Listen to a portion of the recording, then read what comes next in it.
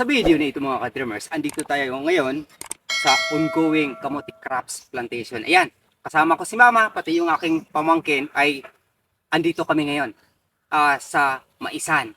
Nagpupula ng ating kamote crops. Kaya, ito, saksihan ninyo yung aming ginagawa kung paano magpunla ng kamote crops sa gitna ng Maisan.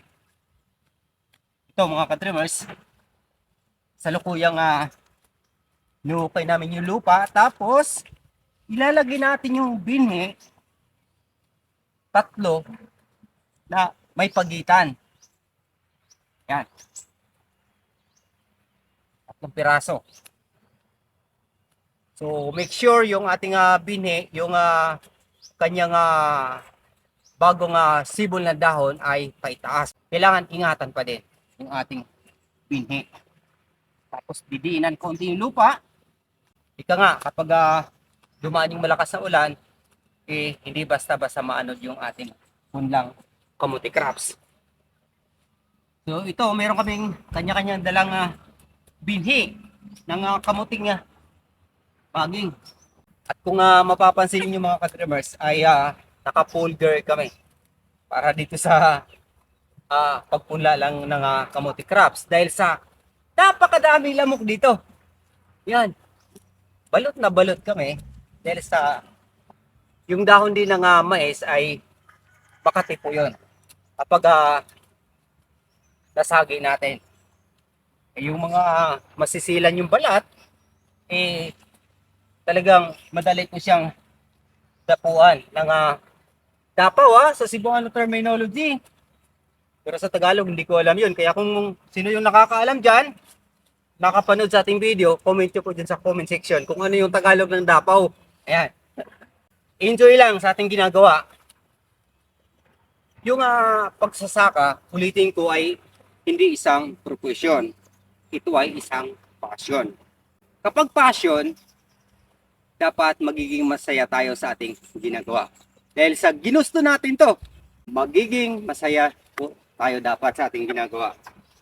Sa ganito, sa hinaharap ay magbubunga yung ating pagsusumikap. Ayan. Ayan, upo na sana ako, pero i-discuss ko sa inyo yung ating plano ngayon. Dilatag yung ating halos 1.5 hectares ay ating pupunuin ng ating kamote crops. Then, susundan natin ng bisol, yung 1.5 hectares. Yun yung plano natin. Kaya kung magsaka po tayo, dapat meron po tayong konkretong plano. Kung sa gayon, daanan man tayo ng pagsubok o dilubyo, meron tayong alternative way na magiging pananim na pwedeng pagkakitaan. Katulad ngayon mga ka-trimmers, ito, dahil sa yung ating mais ay hindi po siya nagiging produktibo, yan, gumawa po tayo ng paraan. Yung kamote crops yung ipinula natin, din sa area na ito, sa espasyo na ito, ay pupunlaan din natin ng bison. Sa ganito, magkakaroon tayo ng alternative way or source of income na maaring maaani sa hinarap. Kaya yan, napag-uwanan na ako. So, habol tayo mga ka-dreamers. Dahil sa napag-uwanan na tayo. Hindi sa mga kasama ko. Itong area na ito mga ka-dreamers, ginagawa ko, nililinis ko siya ng 2 gabi. Nag-overtime po tayo sa pagdadamo dito.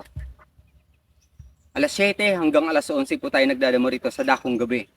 Then sa araw, saka natin sinusundan ng pagpunla ng iba't ibang crops. Ito kailangan natin mag-overtime dahil sa yung ulan ay limitado, may season po.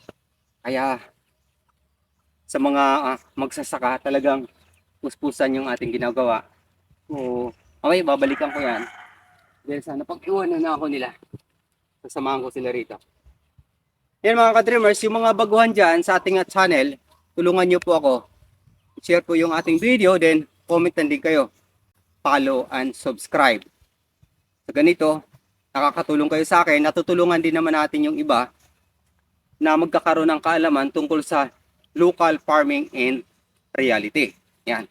At sa hinaharapan yung ating pangarap tungkol sa ating mini studio ay naway pagtulungan niyo ako pag-pray na maisa katuparan natin sa pamamagitan ng ating masaganang ani sa hinaharap sa ating pagsusumikap, gawa ng ating mga kamay. Kaya kung baguhan ka pa sa aking YouTube channel, Dreams Visions TV, maaari niyo po akong tulungan sa pamamagitan ng inyong pag-follow at pag-subscribe.